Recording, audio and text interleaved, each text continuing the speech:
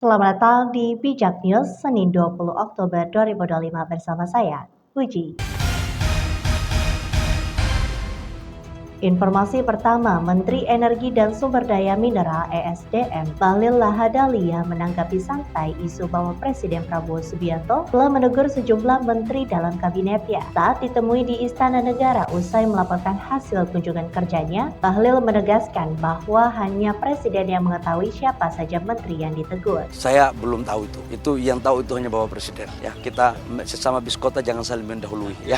Ungkapnya Minggu 19 Oktober. Ketika ditanya apakah dirinya juga pernah ditegur, Bahlil menjawab dengan nada bercanda. Saya setiap dipanggil pasti ditegur-tegur sapa, ditegur sayang, ditegur perintah, namanya juga ditegur. Semuanya kan bagian dari komunikasi kerja. Dia menggambarkan Prabowo sebagai sosok yang terbuka dan disiplin, yang tidak ragu memberi masukan langsung kepada bawahannya. Bahlil juga menuturkan bahwa Presiden Prabowo memiliki etos kerja yang sangat tinggi dan tidak mengenal hari libur. Bapak Presiden Prabowo ini mempunyai tradisi bekerja tanpa mengenal tanggal merah. Tanggal tiap hari itu tanggal kerja. Jadi sebagai pembantu presiden harus selalu siap setiap saat. Harus siap untuk menyiapkan materi baik diminta maupun tidak diminta. Jadi ketika diminta seperti hari ini ya kita harus melaporkan semuanya. Dalam kesempatan itu, Bahlil turut melaporkan sejumlah progres sektor energi, mulai dari pengelolaan 22.000 sumur rakyat di Musi Banyuasin, percepatan legalitas izin usaha pertambangan atau IUP untuk komisaris dan UMKM, hingga rencana pengoperasian kilang Pertamina di Kalimantan Timur pada November mendatang. Sementara itu, Dirut Pertamina Simon Aloysius Mantiri memastikan kilang Balikpapan atau RDMP akan beroperasi 10 November 2025 dengan kapasitas 360.000